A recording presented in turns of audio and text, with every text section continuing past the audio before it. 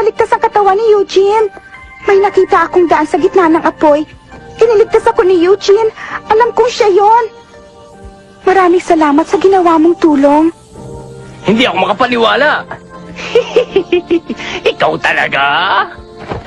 Eugene, bumalik ka na agad dito sa amin, ha? Hihintayin ka namin. Hindi na ako makakabalik pa sa piling nyo kahit na kailan. Hindi nyo ba maintindihan? Mami, hindi na ako mabubuhay pa. Hindi na! Hindi na! Kawawa naman si Eugene. Ganun talaga. Ito ang pinili niya. Dalhin nyo na ako kahit saan. Nakahanda na ako sa mga mangyayari. Dalhin nyo na ako! Eugene! Huwag kang mawala ng pag-asa! Ano? Ha? Jericho! Jericho? Tina, natanggap ko ang report mo. Eugene, mali ang pagkakakilala ko sa iyo. Ha? Pinilit kong alamin kung talagang gusto ko pang bumalik ng mga tao sa inyo. Dahil dito, nalaman kong gusto na nilang makabalik ka. Ngayon, papayagan kitang makabalik sa katawan mo. Kaya, huwag ka nang malungkot. Ha?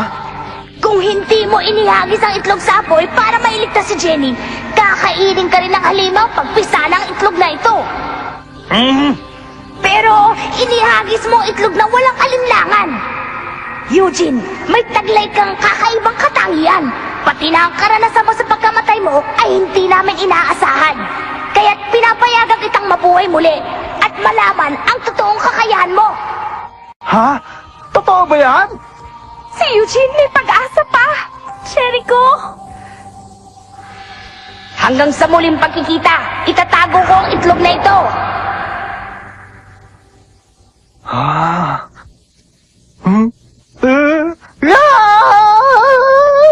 Eugene! Makakabalik ka na! Salamat naman! Natutuwa ako para sa'yo! Ay! Makakabalik ka na! Tama na! Tama na! Tama na! Nahihilo na ako! Tama na! Ha? O, sige na yan! Ha? Yay!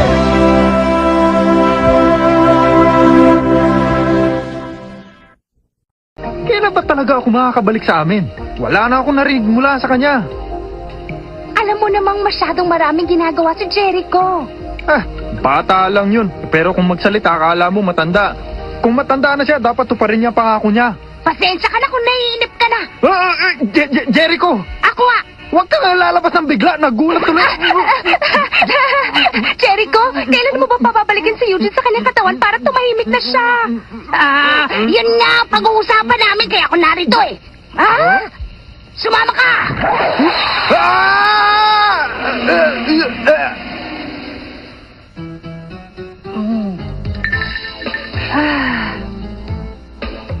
Ano? Ito ang bagong bahay namin Kalilipat lang namin. Ngayon na ba ako babalik sa katawan ko? Huwag kang mataranta. May antas ang katawan at ang kaluluwa. Hanggat hindi nagtutuma ang dalawa, hindi ka pa makakabalik sa iyong katawan. At bukas na iyon. Wow! Bukas buhay na ulit ako! Buti naman! Sandali lang, Eugene. May konting problema pa. Sa kaso mo, medyo may kahirapan. Kapag hindi ka nakabalik bukas, matatagalan ang susunod na pagkakataon. Gano'ng katagal naman? 1 buwan ba? 50 taon. 50 taon! Oo, at para matuloy ka bukas, kinakailangan natin ang tulong ng taong buhay pa. Importante yung lakas na nanggagaling sa kanila. Kaunti lang kailangan para mailipat sa iyong katawan. Ano? Paano mangyayari yon? Teka lang, paano nga ba? Alam ko na, dadaan yun sa bibig mo. Bakit mukhang nagulat ka?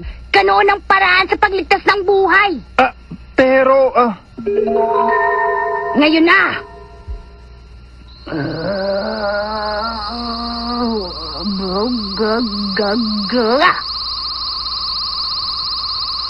Sandali, anong ginagawa mo? Bubuksan ko ang daan para ang lakas na mula sa mga espiritu ay makakarating dito. Bukas, ang iyong katawan ay magliliwanag. Ngayon, kailangang alam ng 3 taong naghihintay sa pagbabalik mo ang kanilang gagawin sa kanilang panaginip at kapag isa sa kanila ang nakaintindi at hinalikan ka sa loob ng 24 na oras, makakabalik ka na. 3 tao? Upos na pala. Lalabas muna ako para makabili pa. Eugene, aalis lang ako sandali, ha? Bantayan mo ang bahay, ah. Isa ang mami mo sa 3, kaya lang wala na siya. Oo nga, pero alam ko hindi siya babalik sa loob ng 24 na oras. Sino pa ba ang 2 tao? Yung mga taong malapit sa iyo. Palagay ko si Jenny na ang isa doon at ang isa pa ay si, sino nga ba?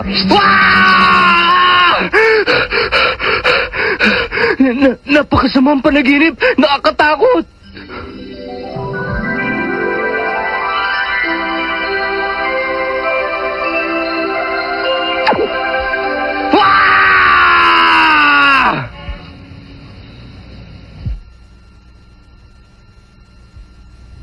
Hindi siya magliliwanag. Panaginip lang yun, akala ko. Ako? Date na pala ako? Makaalis na nga.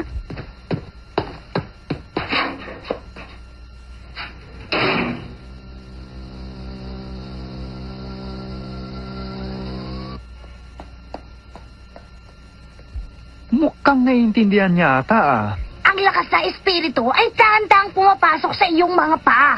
Pagdating ng hapon, magliliwanag ang buong katawan mo. Si Jenny lang ang pag-asa ko. Pero papasok na siya sa eskwelahan. Kaya kailangan maghintay. Ang sikat ng araw ay kailangan ng halaman.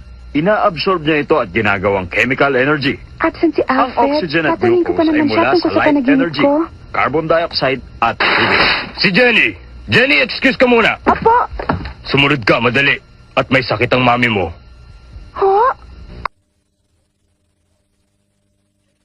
Oh, I'm afraid she's overworked herself in this hot weather, Mr. Yukimura. But with a day's rest, we think she'll be fine. Thank you, Doctor. Thank you very much. Keiko, they say she'll be fine. Now let's give her a chance to sleep now. No, I'm staying right here. Oh, how unlucky this is. She'll stand at her mother's bedside all night, but you're the one. Ang balikan niya ang katawan mo. Hindi niya iiwan ang mami niya. Lalo na at ganyan ang kalagayan niya. Siguradong babantayin niya to. Eugene! Kumalat na ang kapangyarihan sa buong katawan mo. Ang kulang na lang ay ang lakas na nagmumula sa buhay na tao.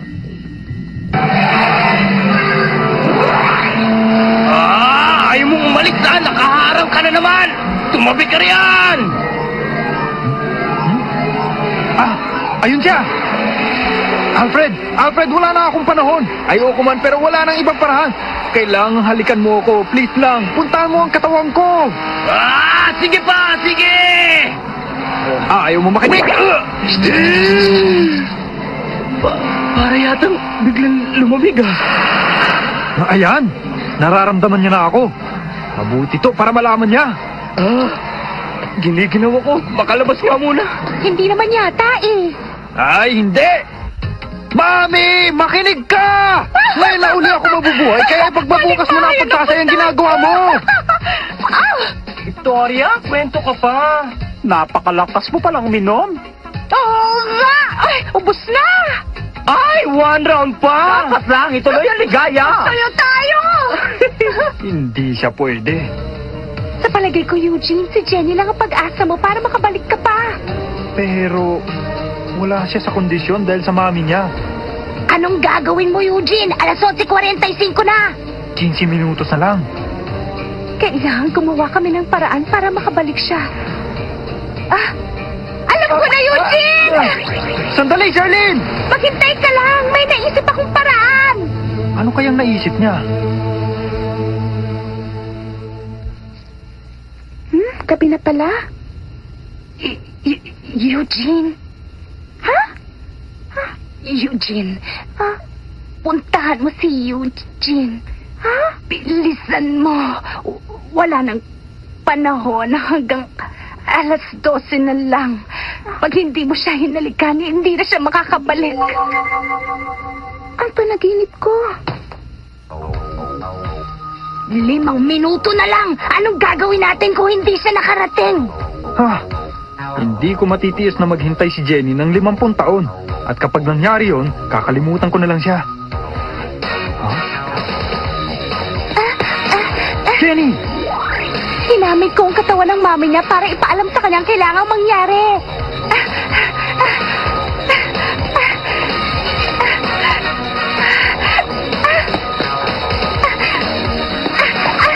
Aabot siya. 3 minuto na lamang.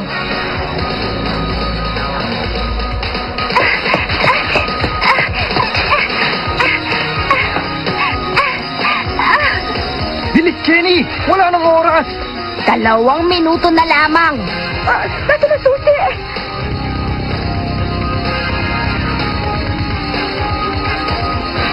Isang minuto. Dali!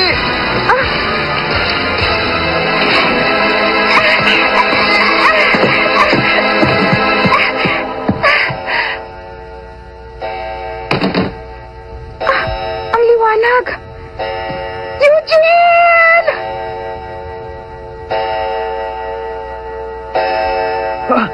Jenny!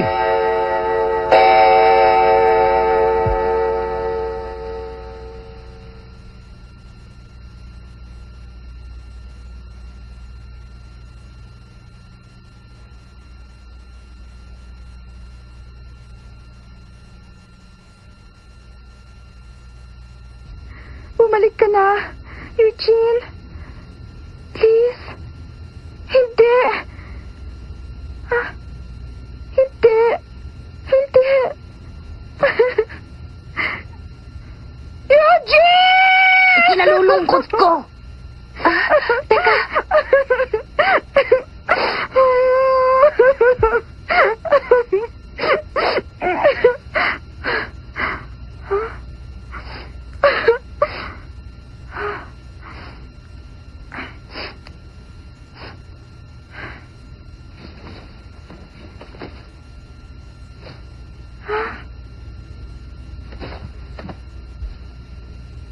Jenny, kumusta?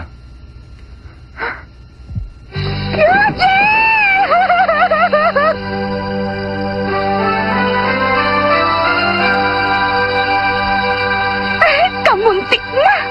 Mabuti naman, ayos na! Tapos na ang kaso. Ano ba ang sinasabi mo, Charlene? Marami pang darating na pagsubok. Ha? Mas mahirap ang pagsubok na ito kumpara noong nakalutang pa siya dito at kasama natin siya.